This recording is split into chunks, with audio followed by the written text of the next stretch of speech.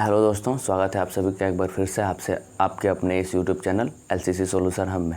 यहाँ हमने पिछली वीडियो में पढ़ा था कि कूलाम के नियमानुसार किसी चार्ज पर कितना फोर्स लगता है। जहाँ हमने पढ़ा था कि कूलाम के नियमानुसार किसी चार्ज पर लगने वाला force F is directly proportional to Q1 Q2 upon में R²। यदि हमने यहाँ से प्रोपोर्शनल टू हटाया था तो हमने देखा था कि F इक्वल टू एक नियतांक आया था K और हमने पढ़ा था Q1 Q2 अपान में R²। दोस्तों, इसी लगने वाले बल के सदिश स्वरूप को यहाँ हम व्यक्त करेंगे और देखेंगे कि कैसे कूलाम ने इस लगने वाले बल का सदिश स्वरूप दिया था। तो चलिए शुरुआत करते हैं। हम मान लेते हैं कि माना एक द्विविमीय तल है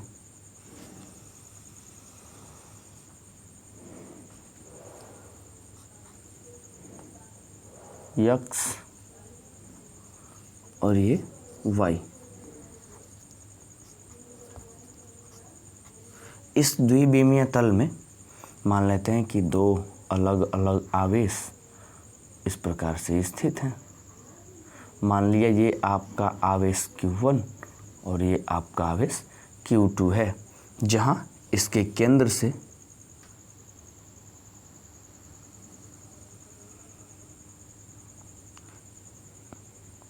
Q1 के इस मूल बिंदु O से पहली स्थिति सदिश मान लिया हमने R1 है, जबकि इस Q2 की स्थिति सदिश के बारे में बात करें तो मान लिया कि इसकी स्थिति सदिश R2 है।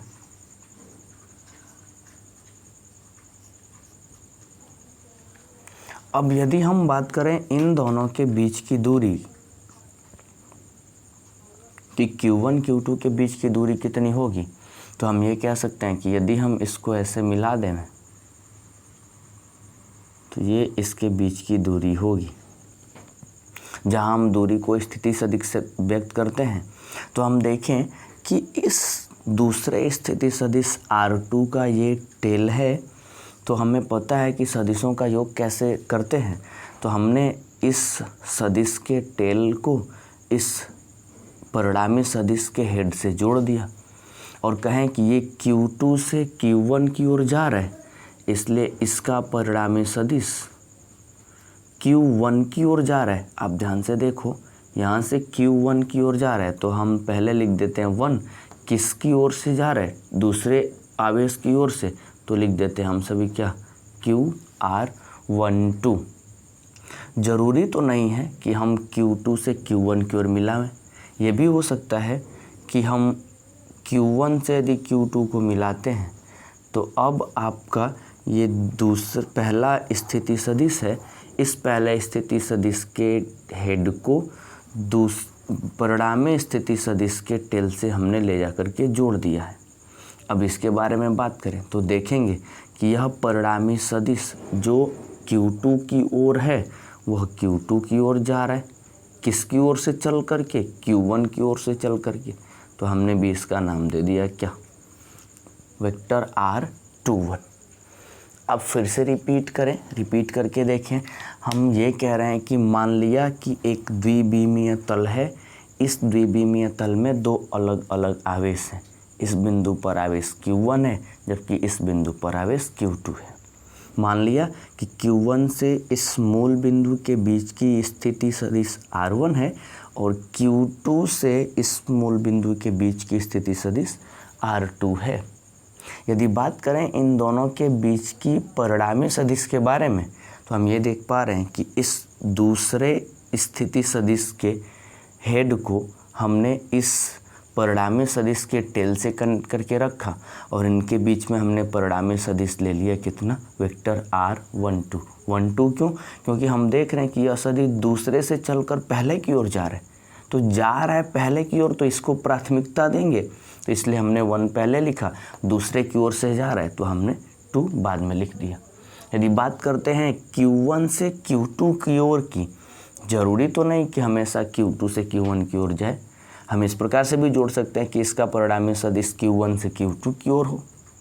तो यदि हम Q1 से Q2 की ओर की बात करें तो हम देखें कि यह परिणामी सदिश Q2 की ओर जा रहा है, अर्थात इस दूसरे की ओर जा रहा है तो इसको प्राथमिकता देंगे, इसलिए इसको प्राथमिकता देने के लिए हमने 2 पहले लिख दिया, और Q1 की ओर से जा रहा है तो हमने Q1 को लास्ट में लिख दिया। अब हम ये देखें कि यह Q1 आवेश इस दूसरे आवेश पर बल लगाएगा, यह Q1 इस दूसरे पर बल लगाएगा, और इस पर लगने वाले बल की दिशा कुछ इधर की ओर से होगी। लगने वाले बल की दिशा इधर की ओर होगी। यह बल Q1 के कारण Q2 पर लग रहा है, Q2 पर लग रहा है, तो हम 2 को पहले लिख लेंगे, और 1 से लग रहा है तो लिख दिया क्या हमने, F21। यह Q2 आवेश इस Q1 पर बल लगाएगा ऊपर की दिशा में, इसलिए हम इसको ऊपर की दिशा में बल लगाते हैं।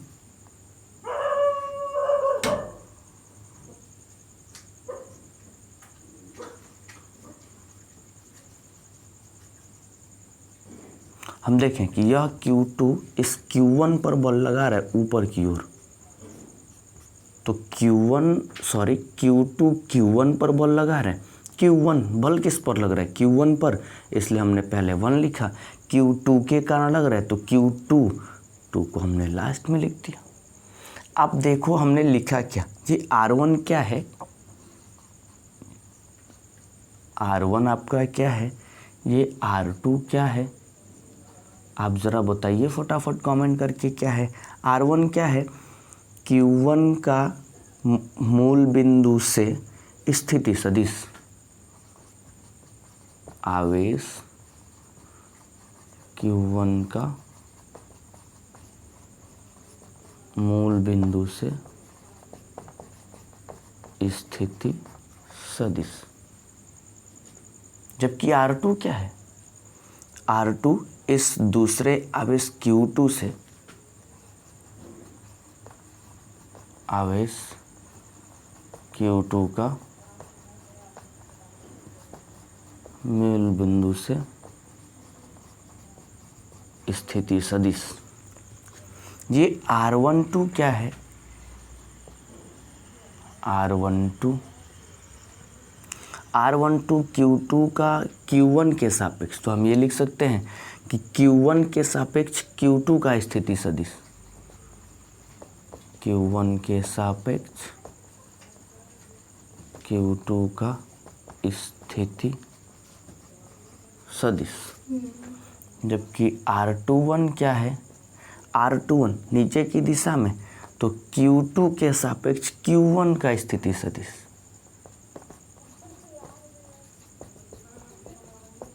Q2 के सापेक्ष Q1 का स्थिति सदिश। अब एक सदिश राशि में बात करें हम, तो सदिश राशि में 2 अलग अलग चीज़ों का अध्ययन करते हैं हम सभी। पहला उसका परिमाण और दूसरा उसकी दिशा। तो हमें यहाँ से 2 स्थिति सदिश प्राप्त हो रहा है, R12 और R21। तो हम खुद से कहते हैं कि ये तो इसका परिमाण हो गया, इसकी दिशा क्या हो सकती है, तो हम इस R21 के लिए दिशा भी मान लेते हैं R12 है, लेकिन दिशा को तो आप कैप से प्रदर्शित करते हो, इसलिए आप इसको ये लिखो R12 कैप। ये R12 कैप क्या है, Q1 के सापेक्ष Q2 को व्यक्त करने की दिशा है। ठीक वैसे ही आप नीचे लिख सकते हो, इस R21 के लिए जो दिशा होगी वो R21 होगी, लेकिन ऊपर क्या लगाएंगे, कैप लगा लेंगे। तो आप यहाँ पर देखो कि ये R12 क्या है, R12 आप पढ़ सकते हो Q1 के सापेक्ष Q2 के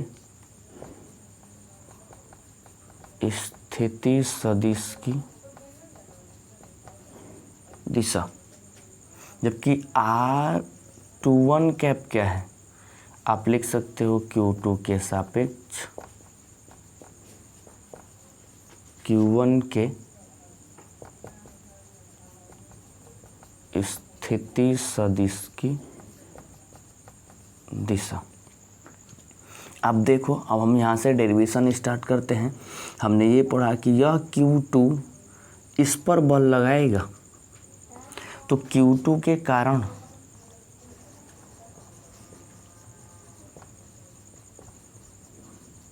Q1 पर लगने वाला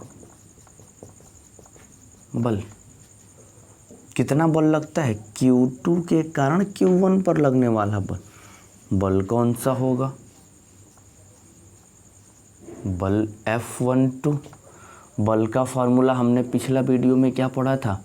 F is directly proportional to Q1 Q2 upon में R स्क्वायर।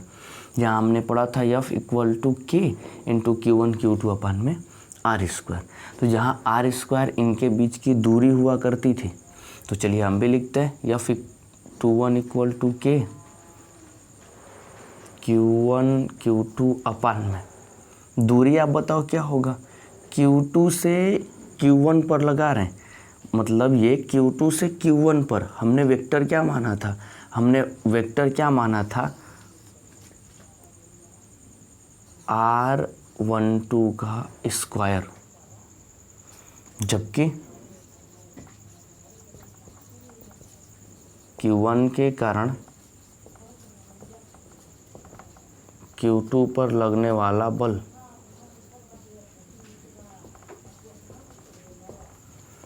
Q1 के कारण Q2 पर लगने वाला बल F21 इक्वल टू, अब बताओ Q1 के कारण Q2 पर कितना बल लगेगा? F21 equal to K into के Q1 Q2 अपन में R स्क्वायर। तो यहाँ से यहाँ तक का परिणामी सदिश आपने क्या लेकर दे रखा था? R21। तो आप ये लिख सकते हो R21 का होल स्क्वायर। लेकिन ये तो बस परिमाण के बारे में बात हो रही है, हमने दिशा तो व्यक्त ही नहीं किया। तो आप बताओ ज़रा, इस R21 R12 देखो, आप Q2 के कारण लगने वाले बल की दिशा ऊपर की ओर है, और हम देख रहे हैं कि स्थिति सदिश भी R12 की भी दिशा वही है, इसलिए हम बात करेंगे दिशा की। अब आप ज़रा बताओ, R12 को व्यक्त करने वाला R12 कैप है।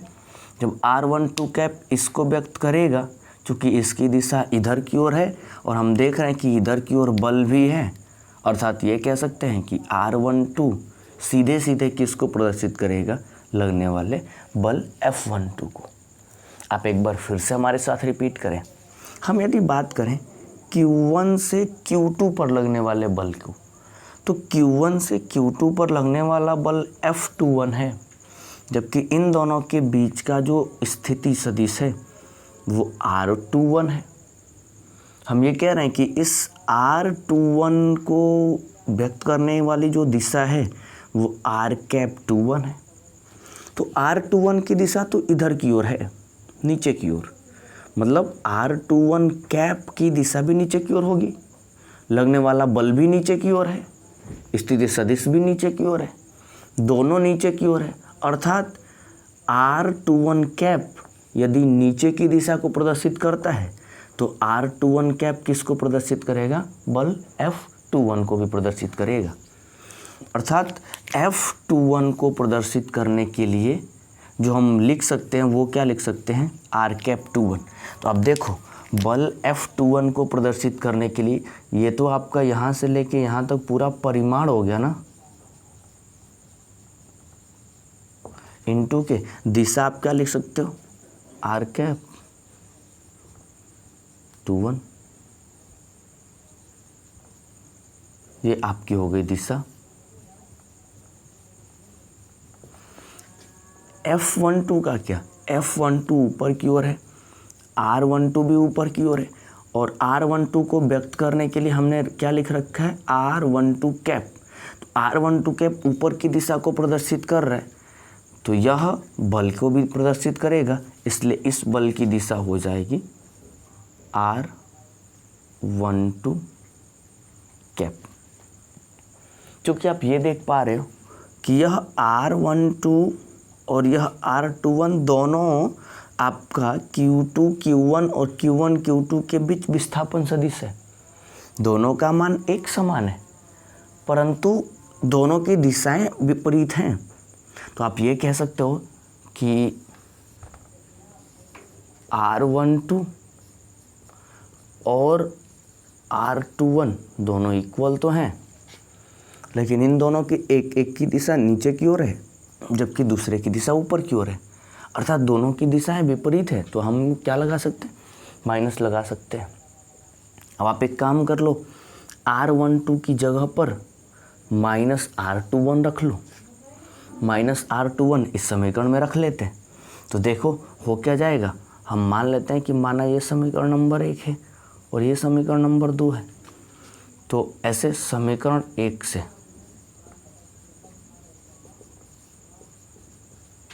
आप लिख सकते हो F12 इक्वल टू, ये हो गया कि Q1 Q2 और R12 की जगह पर अब R21 लिख लोगे तो ये हो गया R21 का स्क्वायर। लेकिन यहाँ माइनस है तो आप साइन क्या लगा लोगे, माइनस लगा लोगे। तो ये आपका हो गया क्या,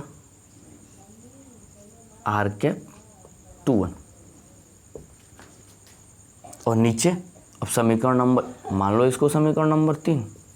तो आप देखो समीकरण 2 व 3 से ये देखो इधर की वैल्यू सेम सेम है, दोनों वैल्यू सेम सेम है, परंतु एक के सामने माइनस है, दूसरे के सामने प्लस का चिन्ह है। तो हम ये कह सकते हैं कि F और F21 दोनों एक बराबर तो हैं, लेकिन इनकी दिशाएं एक दूसरे से क्या हैं, विपरीत हैं। अर्थात कूलाम ने ये देखा कि यदि किसी एक ही रेखा पर दो अलग अलग आवेश हैं तो उन दोनों आवेशों के कारण लगने वाला जो बल होगा वो बल एक बराबर तो होंगे, लेकिन उनकी दिशाएं एक दूसरे से क्या होंगी, विपरीत होंगी। या हम ये कह सकते हैं कि दोनों एक दूसरे पर विपरीत दिशा में बल लगाएंगे। ये आपका कूलाम के नियम का सदिश स्वरूप रहा है। दोस्तों, यदि आपको हमारी ये वीडियो पसंद आए तो वीडियो को लाइक करें, चैनल को सब्सक्राइब करें और साथ ही साथ नीचे दिए गए बेल आइकन को भी प्रेस कर लें, जिससे हमारी वीडियो की नोटिफिकेशन आपको मिल सके। आप इसका स्क्रीनशॉट लीजिए।